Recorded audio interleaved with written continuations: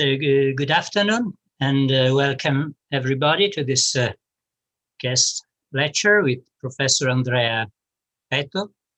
We are very happy, we are pleased and honored to have Professor Petö with us this afternoon for this lecture, which is organized in the framework of a research project called Unire, in cooperation with the School of International Studies of the University of Trento. My name is Michele Nicoletti. I'm professor of political philosophy at the University of Trento. And in this research group, we have also Professor Giovanna Covi and Lisa Marchi. And this academic network is linked to the Istanbul Convention, which is one of the conventions of the Council of Europe, is a convention on domestic violence and gender violence, which is one of the most important tools at international level for protection of women against violence and gender violence. And we decided to create this network of university at the level, at national level in Italy, with many others universities involved. And we would like very much to extend this kind of network also to the other countries of the Council of Europe, because we do think that the contribution of universities in terms of scholars, researchers, but also students is so important in order to have an effective fight against gender violence and a real change in culture. This issue of culture is at the basis of our research unit. And this is why we decided to organize this lecture with one of the most prominent and influential scholar in this field of women's history and gender studies, who is Andrea Petö. And Andrea, thank you very much for being with us. And I would like now to give the floor to Giovanna Covi, who will introduce our guest, and will coordinate also the discussion that will take place after Andrea's lecture. So thank you, Andrea. Please, Giovanna. Thank you very much, Michele. It is more than a pleasure to introduce Andrea Petö from the Central European University. Central European University, now located in Vienna, Austria, but historically located in Budapest. When I had the pleasure to meet Andrea Petö and appreciate her scholarship and militant passion, we were envisioning having a European network of gender studies. It was the year 2002. And indeed, Budapest and Utrecht were the two lighthouses in a very dark sea in Europe, where almost nobody else we could think that gender studies could materialize. As we all know, in 2018, the CEU was forced out of Hungary by the present government. But Andrea Pető's work continues, not only in Austria. She's talking to us from Bielefeld, where she is, I hope, enjoying a fellowship, a research fellowship now. It continues because it is crucial, the work that she's been doing for quite a while. It's path-breaking, and it is really a path that has not been broken yet. We cannot silence her research because it is precisely aimed at breaking a shameful silence in our European history. The silence about rape being used not only as a war weapon, but also as a repressive weapon by, the nation's own troops against its own women. And it is really time that we lift that silence, as many other silences that Andrea Pető's research has lifted, a research that spans from gender, feminist studies to politics. As a historian, she has written important milestone works on the Holocaust. Her most recent publications are about Hungary and the perpetrators of gender violence during the Second World War.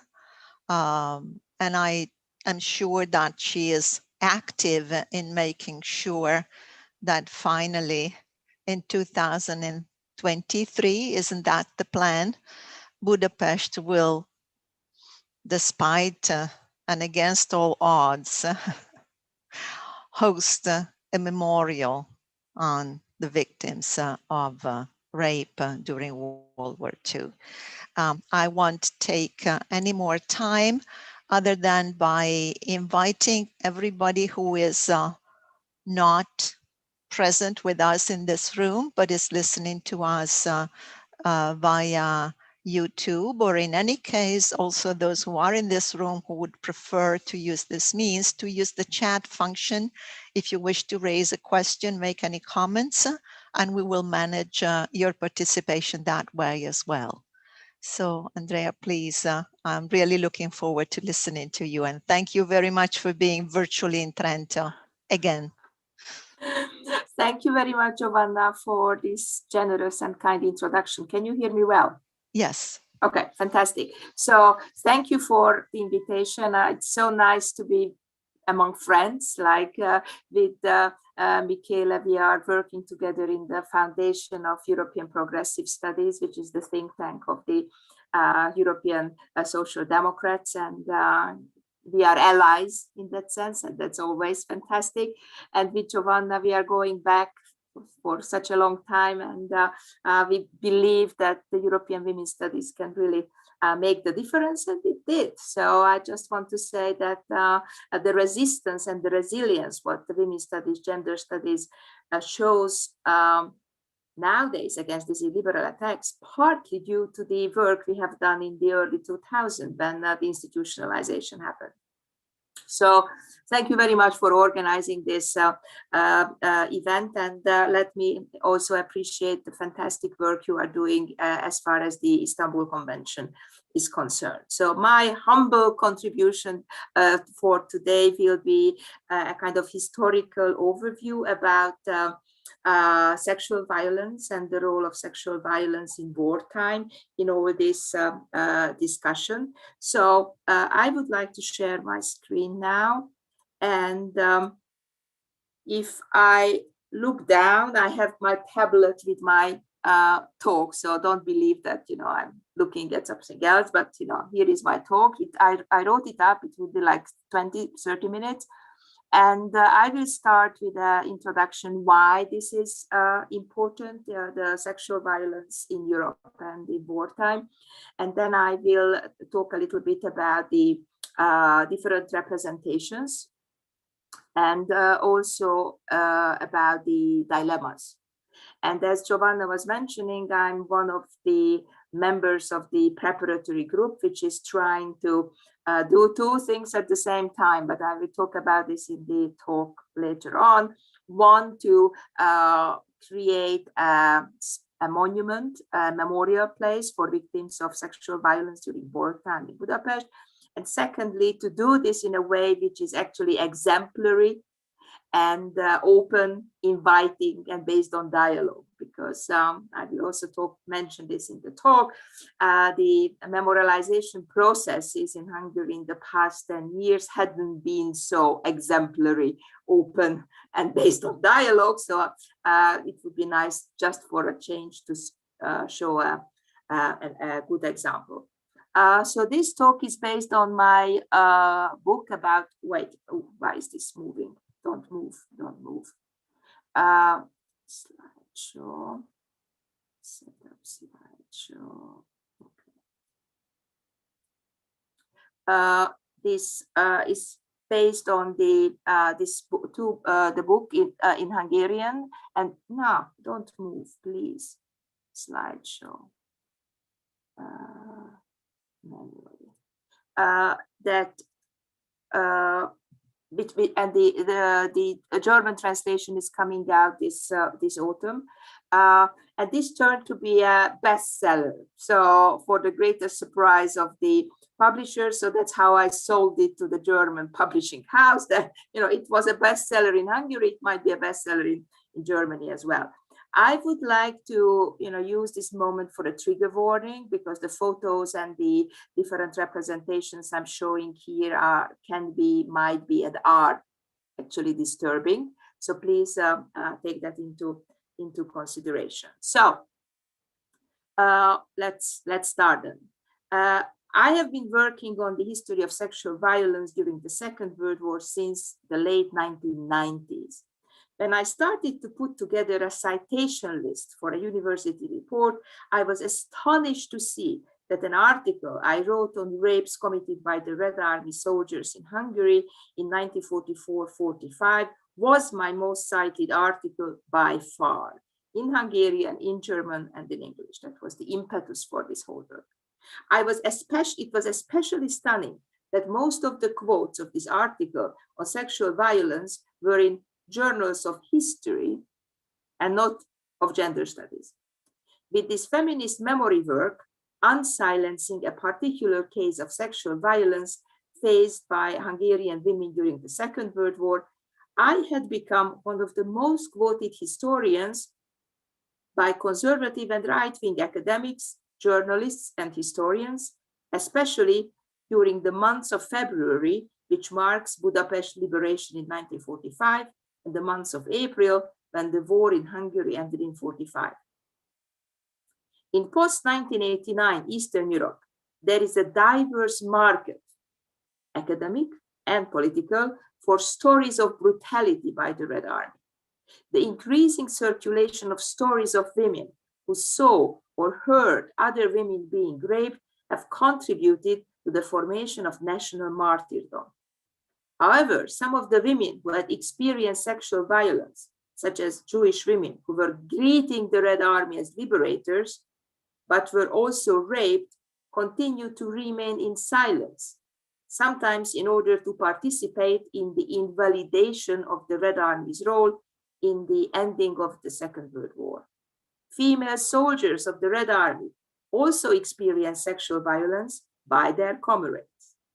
Silence for them was a form of resistance to the existing dominant politics of memory, which uncritically glorified the Red Army. Their story also underlies that sometimes there is an uneasy coalition behind new memory work. And this new type of memory work was initiated by the present illiberal term. The theoretical frame of different Eastern European national memory strategies, which are founded on national victimhood, varies. Countries that they were occupied by both the Nazi Germany and the Soviet Union blamed these two countries for all the traumas of the 20th century. Connerton calls this process repressive erasure, a memory frame based on the exclusion of unpleasant elements of the past. The Hungarian state current memory discourse is built on this double occupation framework, which is a double victimization. According to this discourse, Hungary was occupied both by the German army and the Soviet army, as represented by the monument of German occupation in Budapest on the Liberty Szabadság Square, that's what you see on the side, which was erected during night, secretly, because of the public protest. And you also see in front of this monument the counter monument, which was a form of protest. The monument shows Hungary in the form of Archangel Gabriel, who is hit by the imperial eagle of the German occupation, innocently, as a victim, which is of course not accurate because the Hungarian state was collaborating with Germany and contributed and had a major role in deporting 430,000 Jewish citizens of Hungary. And this is the counter memorial, what you see, which was set up by mostly the second and third generation survivors. So this monument equalizes the victims, regardless whether they were Jews or Hungarian perpetrators, prompted a counter monument. The monument of German occupation was erected in 2014 as a clear sign that the government had started a new phase in memory politics. The other important element, the context, is this film, Silence Shame, which is available with English subtitles on YouTube. Gained a relevance in the framework of the memory politics of the Hungarian illiberal regime, as it presented Hungarian women as victims of the Soviet occupation, because this turned out to be the most successful intervention in memory politics. By now, every secondary school in Hungary has received a free DVD copy, and the Hungarian public television has broadcasted it several times. On YouTube, the film has some 100,000 views. Interestingly, however, this film discussing the rapes committed by the Red Army soldiers in Hungary was not screened in London during a conference organized by Angelina Jolie to fight against sexual-based violence during wartime because of the intervention of the Hungarian Ministry of Foreign Affairs, who did not want to cross with the Russian foreign politics. So this is the framework of the sexual violence during the Second World War. And what I would like to emphasize is the discontinuity of these events in feminist scholarship, and also the present geopolitical framework in which this is being presented. So let's see the visual representation. One might assume that wartime rape, especially in the context of the Second World War, has found its representation manifesting women's sacrificial role by using romantic visual language dating back to the ancient traditions. Still, the monumentalization hasn't happened for a long time in Europe. In Asia, though, the so-called comfort women and comfort stations had been memorialized. And this is a Korean project which shows the different so-called comfort stations which were set up by the Japanese Imperial Army. This is forced prostitution, and when they call it comfort women, this is the language what the Japanese Imperial Army was using. And the visual representation, this is the iconic representation of the comfort women. This is the monument in Los Angeles, which was set up. This is the memorial in Nanking, which was occupied by the Japanese, and tens of thousands of rapes were committed. And this is the, but you see, it's not specifically about the rape, but it's more like a general representation of the horror of the war. And again, you know, you would never think that that this is a memorial of the rapes committed by the Japanese soldiers. So the visual representation of rape has been a part of European art since antiquity. Traditional pathetic images depict war rape as the abduction of the Sabine women, or the punishment of Apollo, who follows Daphne against her will while he turns into a tree to escape. The example of Lucretia, who killed herself after the rape, served as a moral yardstick for women for centuries. Her artistic representation doesn't show the rape, but her grief, mostly after the event and before the suicide. In the Victorian era, a new genre emerged by depicting only the results of the violence and trusting the dead female body and the viewer's imagination to reconstruct the steps leading to her death and the moral lessons learned. Violence against female body as an explicit depiction of vulnerability appears in the German Lustmord images, inspired by the visual world of destruction after the First World War. Consequently, one might assume that wartime rape, especially in the context of the Second World War, has found its pathetic representation manifesting women's sacrificial role by using romantic visual language dating back to ancient traditions. Still, the monumentalization hasn't happened for a long time in Europe. It was not until 2013 that an artist and a sculptor, Jerzy Bogdan Sumirczyk, broke this public silence with a Polish guerrilla memorial in Gdańsk. Without permission, he erected this monument entitled Come Frau, Come Woman, in which a Soviet soldier is depicted raping a pregnant woman at gunpoint. The sculpture, with its German title, suggested that Soviet soldiers collectively punished Germans and Poles, and that rape was motivated by revenge. The artist was arrested briefly by the authorities, and the monument was removed very soon, and due to the absence of any official permit. The monument was conceptualized as a narrative monument. The statue tells what happened to a woman based on actually the stories of the survivors. Most recently, however, 2 permanent monuments were completed in Hungary. At first glance, the observer doesn't exactly know what these monuments stand for.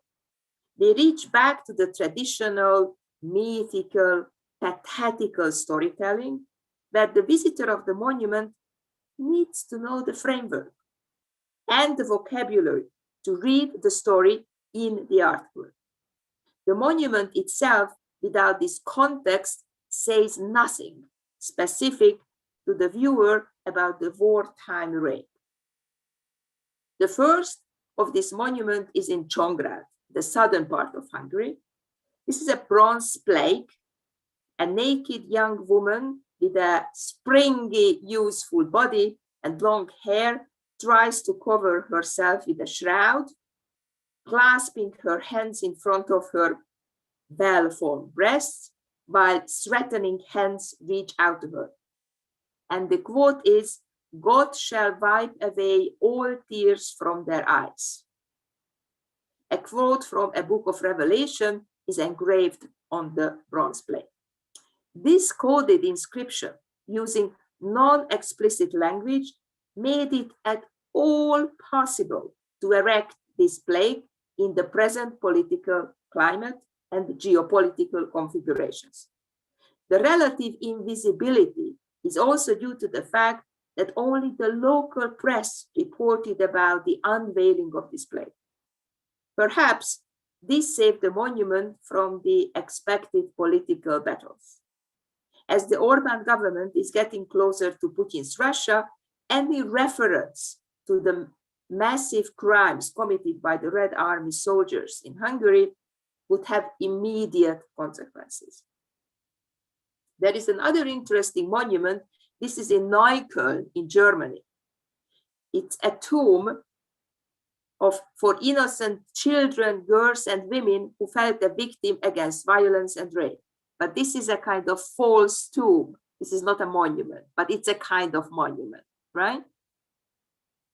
The memorial, which is very similar in its visual narrative to the memorial I showed you in Csongrád, is to the Filipino women held captive by the occupying Japanese forces as sex slaves during the Second World War. Erected in December 2017 on the initiative of local NGOs. This bronze statue depicts a blindfolded woman with a flagged, slightly flowed dress, clasping her hands in front of her chest as a sign of suffering. In April 2018, the monument was removed because, according to the local officials, an urgent exchange of pipes had to be carried out in the very same area. Women's organizations protested in vain. During a visit to Manila in January, the Japanese Minister of Interior made it clear that economic ties between the two countries could not be strengthened while this monument was in place. A couple of months before, President Duterte had stated that he would not ignore the will of the NGOs who initiated the erection of the monument. By April, however, his opinion has changed and the sculpture had been removed because of the so-called change of the pipes. And guess what? The sculpture had been stolen from the workshop of the artist, and its whereabouts is totally unknown today. So, but the memorial plaque in Csongrád, what I showed you, is still in place. The monument of women victims was initiated and financed by József Botos, who's a male politician, made by a male sculptor, and inaugurated by a male mayor. And a male journalist reported about the event, and the only woman who spoke at the inauguration said, and I'm quoting her, "With this monument, we bow our heads before the women and the general human dignity. Their sacrifice was sacred," end quote. And this woman was the initiator's wife, Katalin Botos, who was the minister without portfolio at the first democratically elected government in 1990-1994, after the collapse of the communism. The monument did not say why the women's sacrifice would have been sacred and who were the perpetrators, but probably this unspecificity is the price paid for its erection. There is another similar pathetic romantic monument which was erected by the Zonnevent family in Bucu in 2019 with only an inscription: "In memory of the victims of the communist dictatorship and the captured refugees, 1945-1989. This simple gray marble slab is applied to a side wall of the local Catholic Church. Only from the inaugural speech reported by the press, the local press, we know that the sponsor of the monument, who had been 11 in 1945, erected it in order to commemorate, and I'm quoting him, humiliated girls and women whose attics were swept empty, who were robbed, who were incessantly harassed, who were tortured, who were labeled as kulaks," end quote. So these are the monuments. So let's see it in a wider context about the visual representation of war rape. It is possible to talk about a historical mass crime, or is it possible to talk about a historical mass crime or to erect a monument for its victims if there is no visual representation? After all, few photos remaining from the Second World War which depict dead female bodies, and can be only assumed that these victims had been raped. Those who survived rarely gave testimonies, and these testimonies were rarely filmed or photographed. And here I would like to show two very controversial photos which were taken in Budapest. These two photos were made by Kaldej, who is this famous Soviet war photographer. He made several iconic photos, including the erecting the flag on the Reichstag by the Soviet soldiers. And there is an interesting debate about, can you publish at all? Can you use these photos at all in academic discussion because of the brutality? And I will get back to this discussion later on. So the first answer to the question is maybe such a monument, such kind of visual representation is not at all desirable. This is Susan Sontag's reasoning, who argues that looking at a picture or a statue depicting violence recreates a visual culture of violence. This is one of the arguments for not erecting a monument in Budapest at all. The other assertion is that most recent public statues and monuments erected in Budapest without public consultation or a professional jury have rightly stirred up serious debates by defining a one-sided concept of memory politics. Moreover, there was no social dialogue, lacking transparency and any debate. Second, there is no historical narrative that would reconcile Hungarian national historiography in a European context, including the memories of diverse groups of victims. Through it was mainly Soviet soldiers who committed mass rapes in Hungary. Wartime sexual violence was not confined only to soldiers of Red Army. The Hungarian soldiers, as allies of Nazi Germany, raped women in Ukraine or Yugoslavia, and occupying German troops committed rapes in Hungary. Remembering only the rapes committed by Red Army soldiers makes the phenomenon of rape, if committed by other armies and other structural causes of wartime rape, invisible. In this competition, women's memories always start at a disadvantage unless they are instrumental as symbols of national suffering. The lack of transnational memories and of a willingness to remember women's suffering beyond national narratives leads to monuments such as in Csongrád or in Bulcsú. Biblical quote refuses to address neither the memories nor the perpetrators directly. Nothing is said directly due to the lack of a usable consensual visual narrative, language, or vocabulary, because the language used in the memorials in Hungary still follows the traditional heroization narrative. The third problem is due to the lack of the public's active involvement in memory politics in Hungary.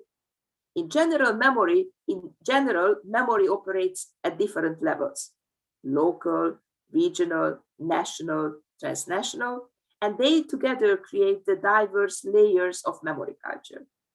However, it is a political process in which some groups and narratives exercise more power, especially with the support of the government.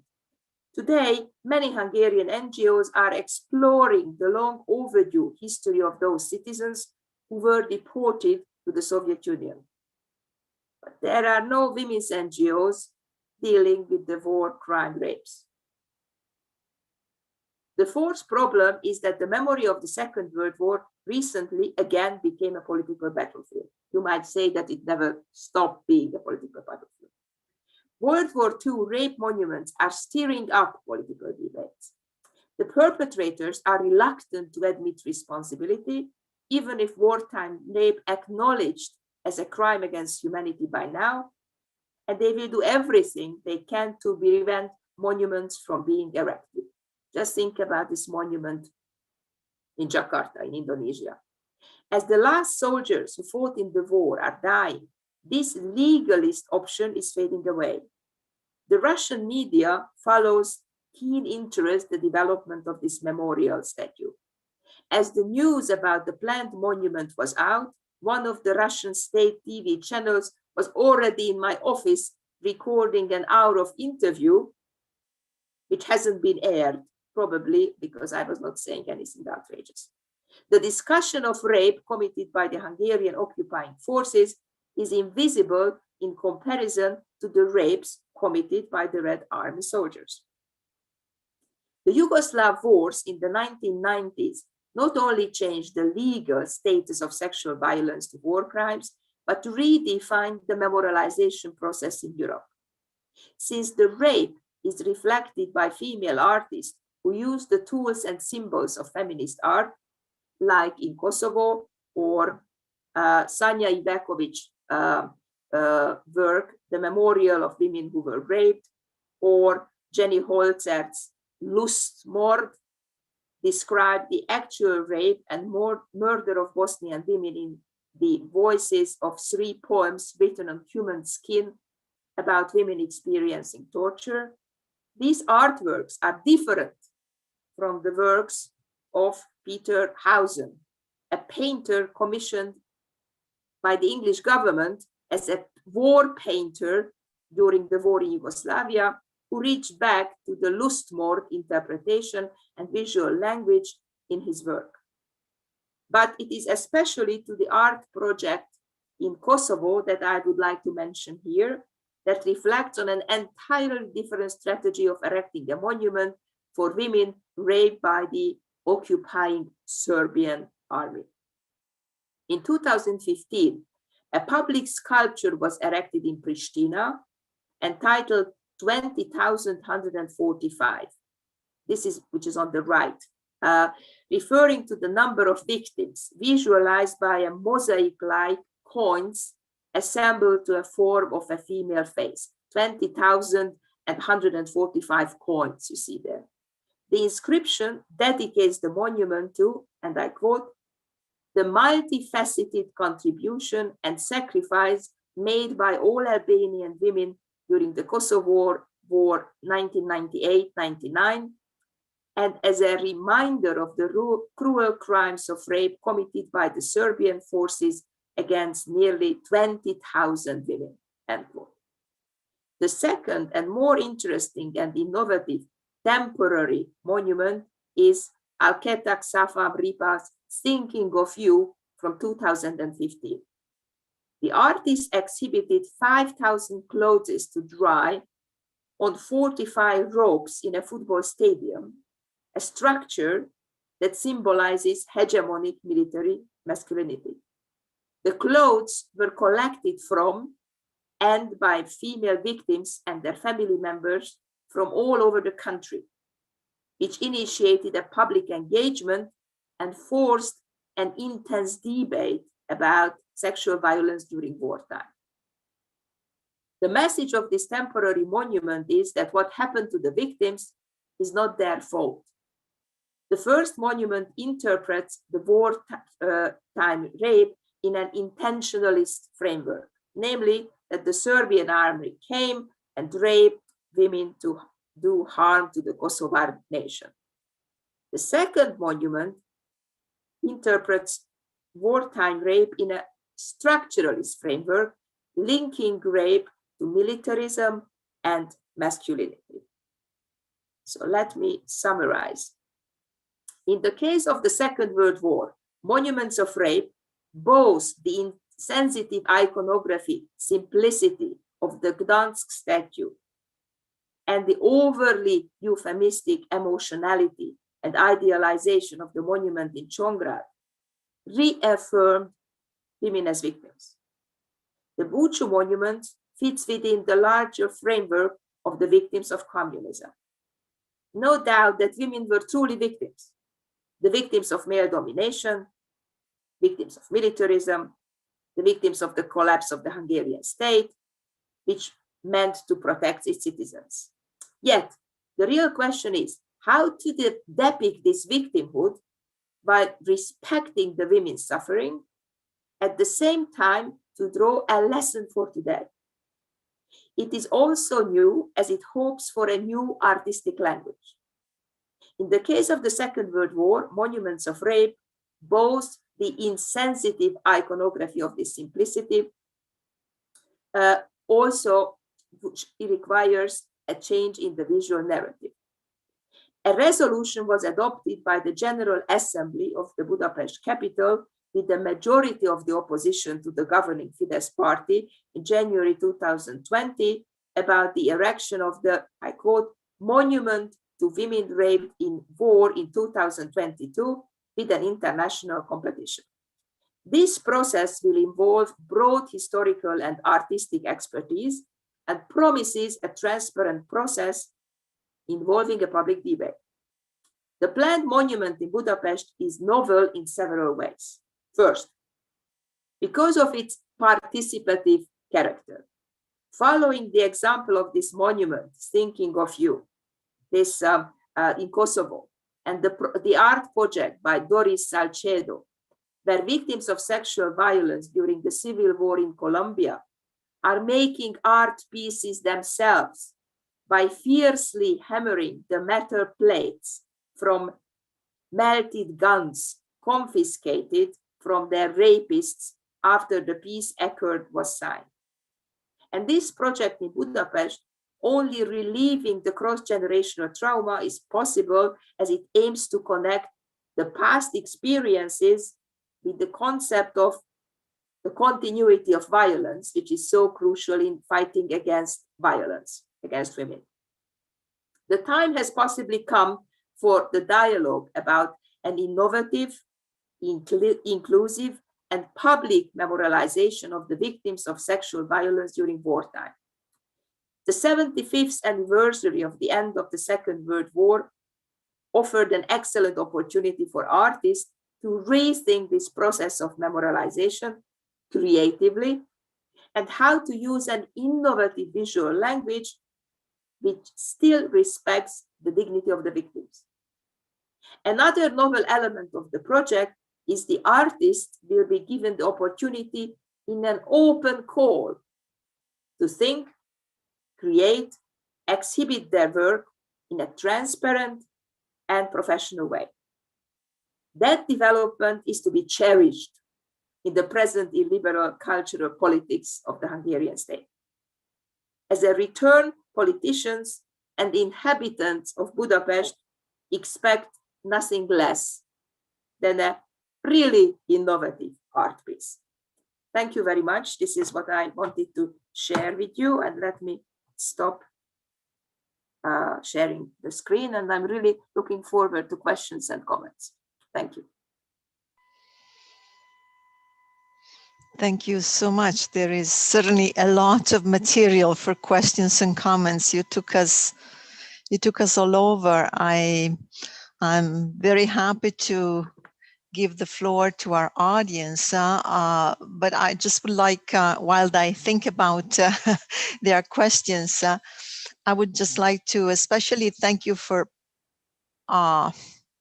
making language, visual language, verbal language, the center of your reflection, because we really need to change the frame of representation in order to deal with violence in general, sexual violence specifically, because that's what we are thinking about today. But without a change of the narrative, we're not going anywhere. It's not just a matter of breaking the silence and putting an image there where there was a censorship. How to do so, as you rightly emphasized, is impossible without an alliance with the arts. And that is what I hear very clear in your presentation. As academics, we have invoked interdisciplinarity for so many years. It is really time to pull up our sleeves and take the risk to speak with the language of the arts that is not pre-codified.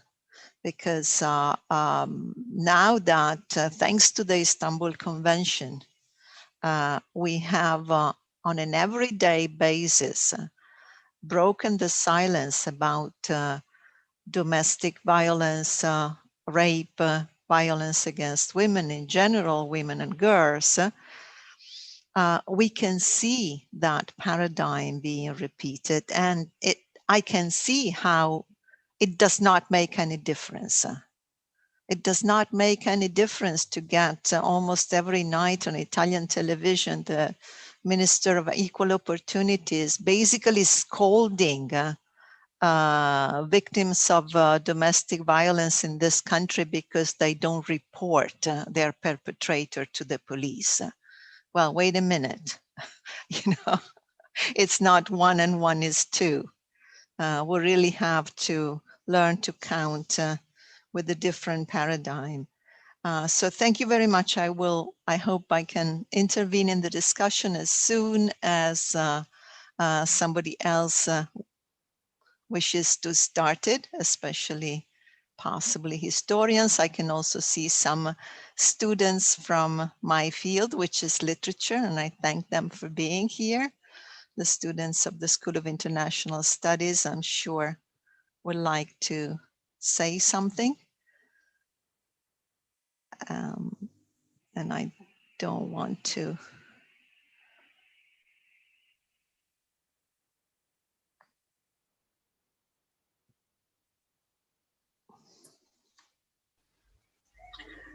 While we're waiting for questions from the audience, maybe I can ask my own question just to start. Thanks. I was wondering what will be the role of the state or of the Hungarian government in this new memorial you wish to build? Mhm. And I'm asking this question because I have in mind the situation of the absence of a memorial of the civil war in Lebanon, and the ways artists participated in their own projects on a very local and popular level to fill in the gap that the government couldn't manage to fill with their own state-sponsored memorial. So I'm a little bit worried about states or governments supporting or in some cases derailing, as you clearly showed us, the need to keep the memory alive. Thank you. Thank you, Lisa. This is a fantastic question. And of course, looking at the different monuments and memorials, sometimes you say, oh, we could have spared this, right? Because they are so problematic on so many different layers. But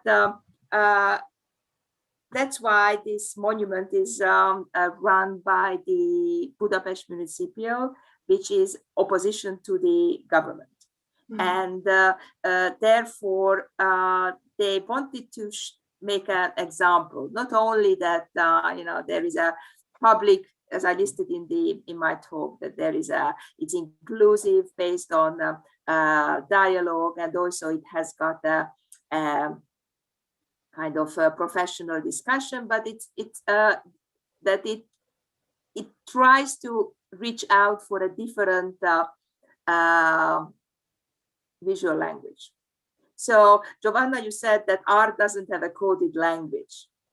So I mean, this is the monument as a genre has got, unfortunately, very much a coded language. Therefore, which goes back to this heroic, romantic kind of important man, being celebrated, and you have got maybe some female statues around them as minor figures, but that actually influences the way how we are thinking about different events in the public space, as you pointed out. And that's why, if all the discussion is about the Istanbul Convention remains on the surface and not discussing the structural elements of this sexual violence, then it will not implement any change.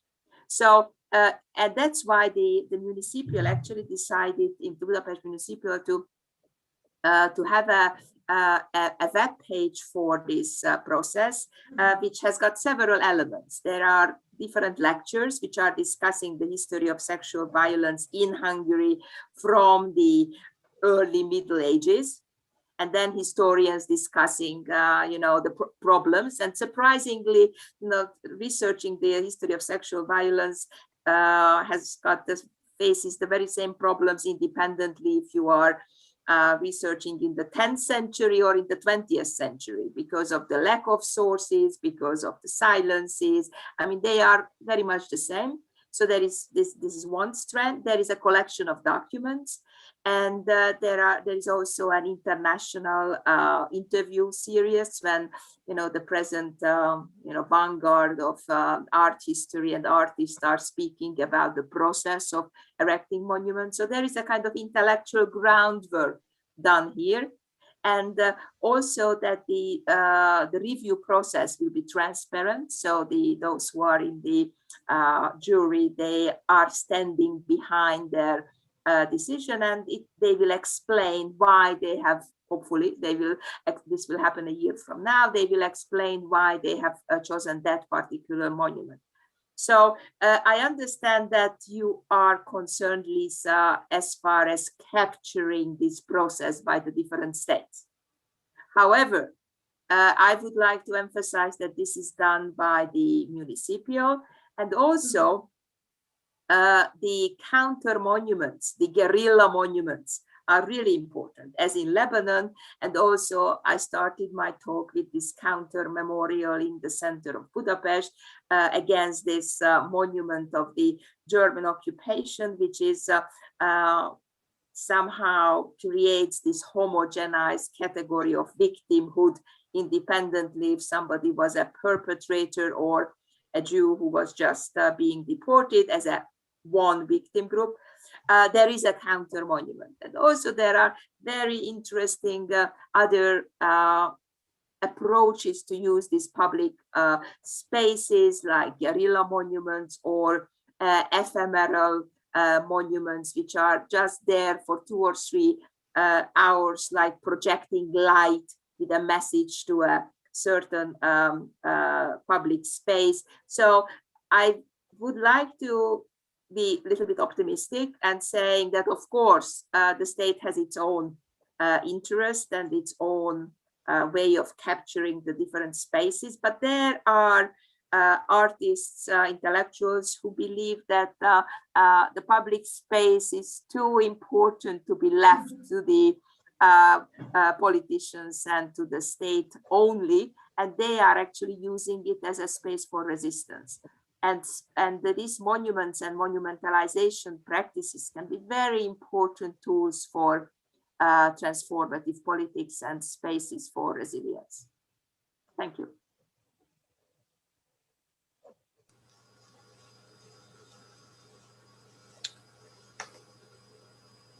I don't know if I may, if nobody else has questions, okay.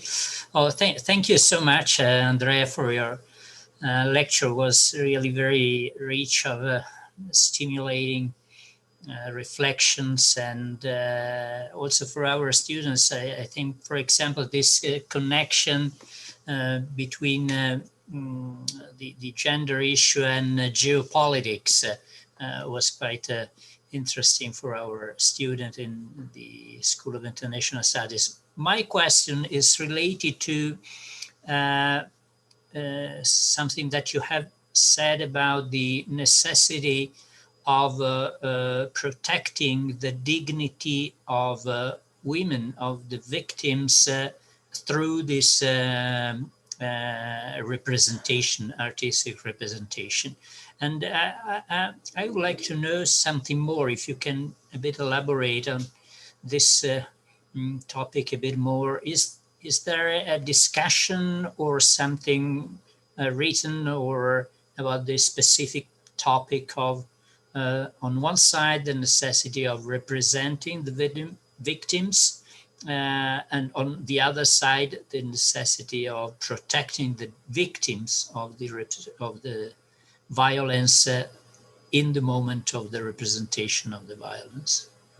Thank you. Thank you. This is a very important question, because, who has got the right to protect whom, right? This is a very sensitive question and very important to ask. But if we, and it can be this kind of dignity, the discourse of dignity can be a silencing discourse, because it can basically decide instead of the victims what should be exhibited, discussed, represented, and not by the victims themselves. So, but the concept of dignity, I think, has got another meaning in this particular context, because if we look at how the survivors of military rape talk about their experience, it's very different. In the 1990s, when these women were alive, I interviewed several survivors. And, the lack of language, how do you speak about this horrifying crime is something which is necessarily an issue which is coming up. And what I see is that by now, for the 2020s, there is a very new discourse, which had been offered to these women. And this is this sacrifice, this religious discourse, which was not there in the 1990s. So they were mostly using the vocabulary from the Dr. Zhivago, the gun in the wind, tomorrow will be another day type of, narrative. By now, if women are interviewed, they are speaking about this as a form of sacrifice. So in this religious Christian framework. And that is a major change. That's a major change. And here again, the dignity comes into the picture, because in my book, I also raised the question, is silence a form of resistance? When they decide not to speak about rape. And then you have got, these researchers who are so much eager to, empower these women and make this visible. And they are, asking these women to talk about rape. Is this something which is ethical at all? Of course, this is a story which, became an urban legend among the oral historians, when in a refugee camp, the American feminists and journalists were running around and asking that, are there women who are raped here and who speak English, right? So, I mean, that is again a question, that who can speak and who can ask those questions to these women. And what I also found, that there might be a very legitimate reason not to speak about this whole event. So, and my agenda as a feminist historian to make it visible and to write about this might be sabotaged by the women who are the victims, who are saying, no, it is our story, we don't want to talk about this video, because it's much better that nobody speaks about these stories anymore. Because when you are retelling the story, and this is the Susan Sontag argument, if you are retelling the story, you are perpetuating, you are repeating the crime which was committed on your body, and giving a certain success and satisfaction to the perpetrator. So not to speak about this is a form of resistance, but of course it's more complicated than that. But what I want to summarize as a response to your important question is that when we are speaking about dignity, we have to take into consideration this framework in which somebody can talk about this experience, which is unspeakable in a sense. And we also have to take into consideration the silence as a form of dignity. And both of them are, not that simple, but there is not one recipe in a sense. But I just want to compare the Korea and Hungary, because the Korean women and women's organizations from the 1990s onwards consciously fought against the Japanese silencing of the so-called comfort women and so-called comfort station issues. And they were organized, and they submitted claims to the court, and they were fighting to have this acknowledged as a crime, and to get, of course, compensation for the crimes which were committed on their bodies. In the Hungarian context, no matter that the Red Army left Hungary in 1991, nobody actually talked about this issue, and no feminist organization take any initiative to fight or to get organized or whatever, till I wrote this first piece in 1999, which became the most often quoted article I had. This is the story I started my presentation. The feminist movement, women's organizations were not interested in sexual violence during wartime, but they were very much interested in domestic violence and fighting for the legislation and the Istanbul Convention and whatever, but not the prehistory of this violence. And if we believe in the continuity of violence, we always have to think about not only the visual representation, the lack of the visual representation, but also the historical examples, the prehistory of the events. So let me give an example. A colleague just published a book about the Soviet Union, that how after 1945, because of the returning Red Army soldiers, the number of domestic violence increased enormously, because the soldiers returned home and because they were traumatized and they were trained to kill. The intimate relationship with their partners had also changed, and these women actually went to report it to the local police and the legal system, and luckily that left a trace what historians can analyze, and that showed that these numbers increased enormously. So that's an issue, that how can you speak about the dignity of women, for example, in the case of the Soviet legal system, right? And especially if we want to understand the continuity and discontinuity with the Istanbul Convention, because Russia was one of the first states which actually left the Istanbul Convention. So, I mean, there are so many issues here about the discourse, the rhetoric, the legal framework, but I just want to advocate for the historical comparison and the historical understanding of this phenomenon. So domestic violence is not independent from military violence in Europe, from the dark legacy of the European colonialism and the Holocaust and the military occupation. So these two are connected. So Giovanna was mentioning the art, but history and the dark history of Europe also crucial to fight against military, combating violence against women. Thank you. Thank you for mentioning colonialism, which allows me to honor a question that we received via chat from our colleague in history, Emanuele Kurzel, who is actually asking you whether you consider or are aware of the history of Italian colonialism.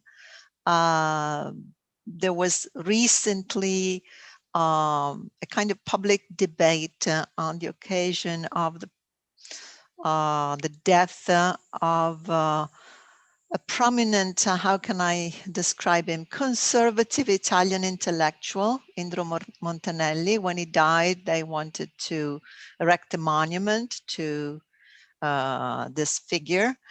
And that silence was broken because there was some opposition saying, no, we cannot erect a monument to somebody who was active in the colonies as a rapist of, our colonized women. So that is more or less the question, as I understand it from the chat line. Yeah. Thank you very much. I think this question raises two important issues. One is the memory of the colonial past, and the second is that the present position and positionality of erecting monuments and destroying monuments. So they are both actually interconnected, and we can understand this in a wider framework, simply asking the question that what is the purpose of these monuments? Why are these important? Only that public intellectuals could write open ads saying that this is horrible or that is unacceptable or whatever. But the bigger question is how a society remembers to its past and how it thinks through that particular historical event or historical period. And this is constantly changing. So that's why the monuments are constantly changing. And I think that's a very good thing. And these kind of memorialization processes are important. Also in the case of the Budapest monument of victims of sexual violence during wartime, because it gives a kind of flashpoint like this, let's talk about this now. And then, there might be lots of, outcomes and lots of different impact, but it opens a space for discussion. And I think that the example you actually brought in is also a good example for how a certain historical personality and his achievements and his life can be viewed in different historical times and different contexts differently. And that's a good thing. This multiplicity of positionalities are extremely important. And the opening up for this kind of difference, because I was arguing in my talk that the present Hungarian government accepts one type of reading of the story with a kind of very clear message that how you should remember and who should be remembered and what should be remembered. And the rest, what happens with the rest? And the rest is actually in the guerrilla monuments and in the other forms of memorialization. So, and that's why I'm passionate about memorials and memorializations, because it discusses and it makes visible the invisibilization process, the structure of invisibilization, and also makes certain new knowledge and new perspectives visible. So I like these dynamics, the visible, invisible, forgetting and including, because that's the way how knowledge is actually produced and discussions are actually happening. Yes, yes. I like too the other dynamics between the past and the present. I never get emotional about monuments and monumentalizing history, to tell you the truth. But I'm fascinated, and thank you for sharing that slide, by the work that was done in Pristina with those clothes. That kind of temporary monument, because monuments get erected and knocked down, of course, depending on how the wind of ideology, in which direction it blows. But certainly that attention is absolutely important. It seems to me that the awareness of history that is calling for being rewritten everywhere bears a weight that is very important on how to handle in our present domestic violence. Without that consciousness, without that knowledge, we cannot have the tools to say no to certain conditions that are still primitive and brutal. On my own part, I'm not interested, I'm not involved in the erection of monuments, but I have certainly spent a number of years committing to rewriting the history of slavery from the point of view of the women slaves. And finally, it took 3 or 4 decades, but at least I would say finally in the past 4 or 5 years, I can see that different economics of slavery is coming to the foreground. And now there is full consciousness, even in the movies, that being a woman slave in the New World meant being subjected to systemic rape. And that is empowering. And empowering probably to the point that it may, and that is a side question, it may lead us to consider not only the dignity of the victims, but also their power, their force, which is not necessarily in silence, but in all these other forms of expression that we have silenced. But that's just a side comment. I can see that somebody is knocking on our doors in presence or through the chat.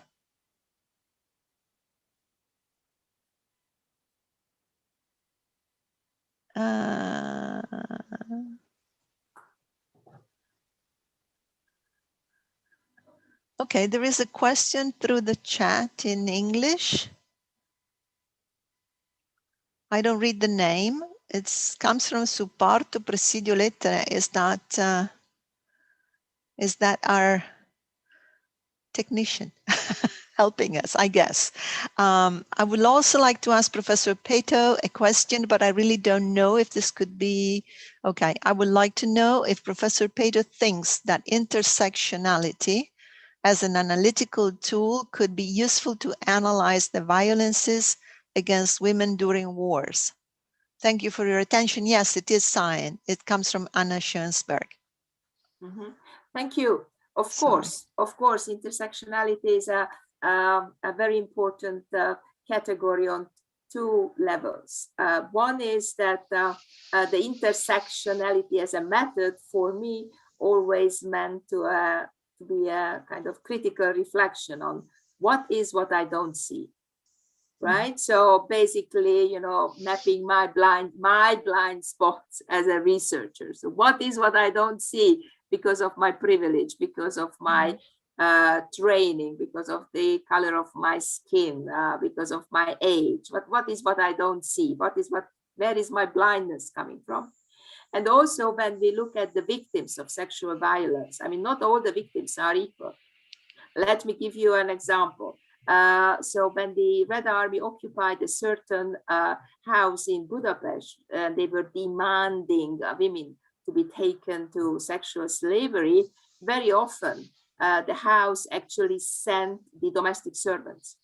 So they selected the domestic servants who were the most vulnerable, who were doing the most precarious work, and they send them with the Red Army soldiers, and they knew what is the consequence, which is sexually transmitted disease, even pregnancy, or they were just, you know, they cannot endure the grand rape and they will die. So, but they have, you know, those who have a privileged position, they were protected. They could use that privileged position to select the domestic servants and tell them, you go, because I have a power position, and then you actually, you know, save us from being raped, because we decide that you will be raped and not we will be raped.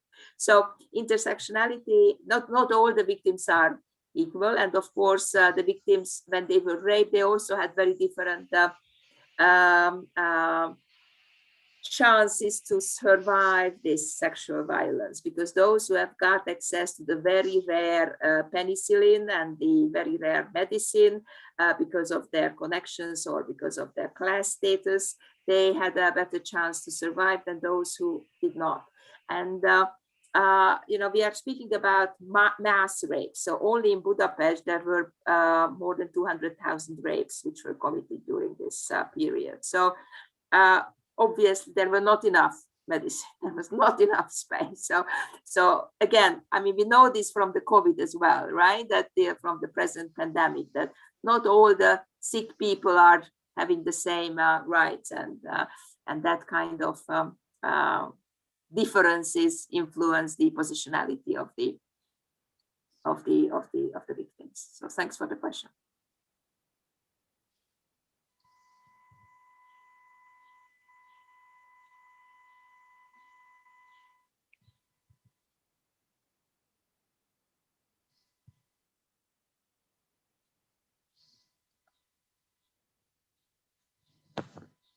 Yeah. Thank you, Anna. Thank you. You can also come with the voice. Anybody else would like to join us in this exchange?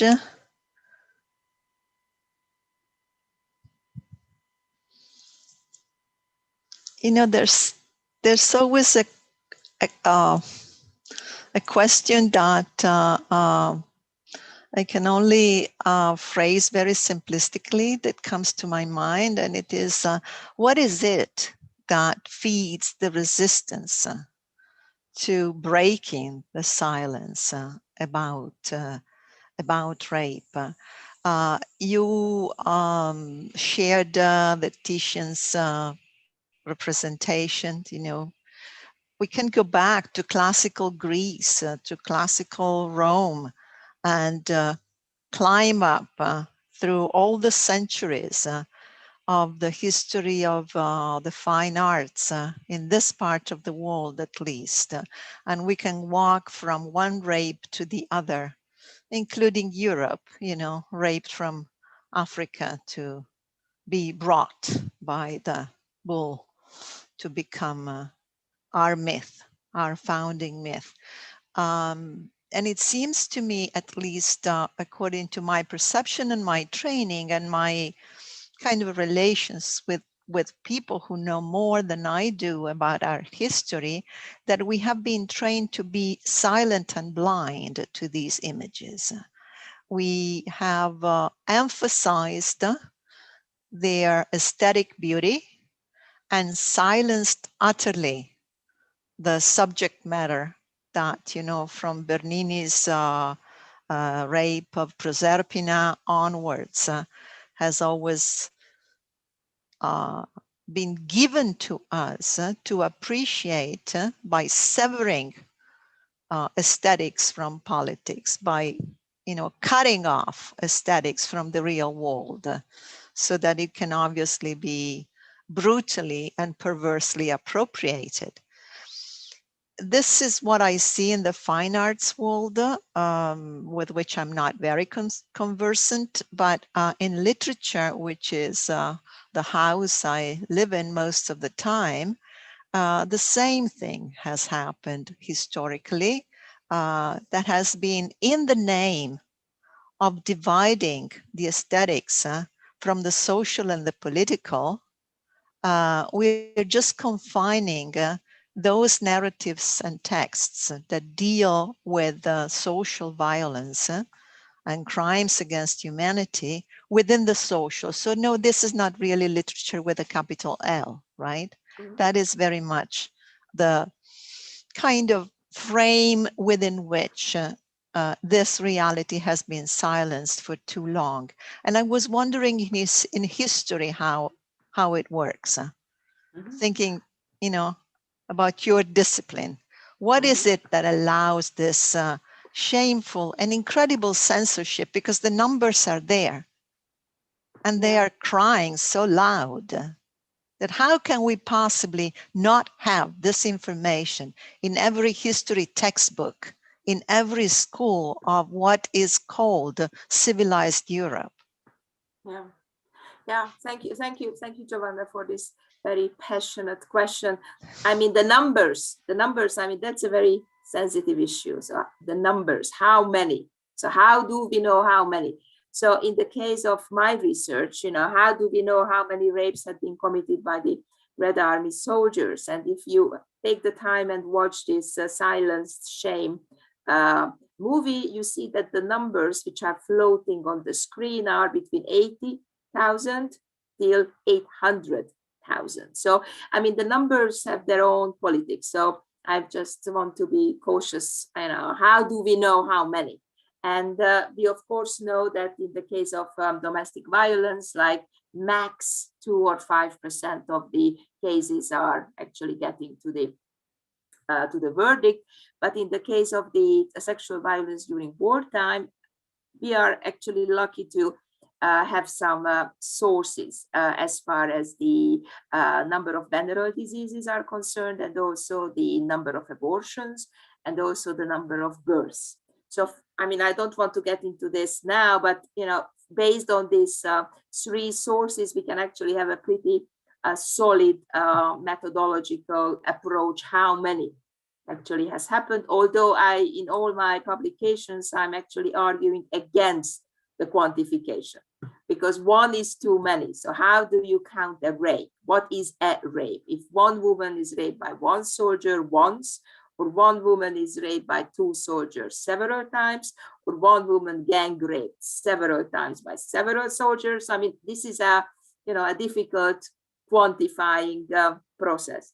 But having said that, I use 2 terms in my talk. One is the intentionalist, and the other one is the structuralist narrative, because I don't think that the silence is the worst thing. And maybe, you know, that might cause some, you know, upheaval, but speaking about something horrible in a wrong framework or being instrumentalized for a political purpose is sometimes more harmful than the silence. So the structural framework or the intentionalist framework, speaking about the sexual violence. I mean, these are two polarizing different frameworks, saying that, you know, the Serbs came and raped the Kosovar women because they wanted to humiliate our nation and they wanted to humiliate the men whose property had been destroyed, right? So this is one narrative. This is the kind of intentionalist framework. And there is the structuralist, which is the result of the second wave of the women's movement and Susan Brown Miller's work, which says that patriarchy is actually using women's bodies as the property of the man, and women's bodies became battlefield during the wartime, and rape is a weapon of war. Right, and that's which is connecting violence and sexual violence with the structural issues. So there are these two frameworks and these two way of, you know, discussing this what has happened. And I really hope that this monument and the language of art will help us to bridge these two very different frameworks, and they will offer us a new visual as well as linguistic tool, like this monument in Kosovo or the Sarajevo's monument, when women actually take part in dismantling the weapons which they used against them when they were raped. So, I mean, these are those monuments, those art pieces which have got this transformative potential, and that's why I feel privileged to be a part of this process.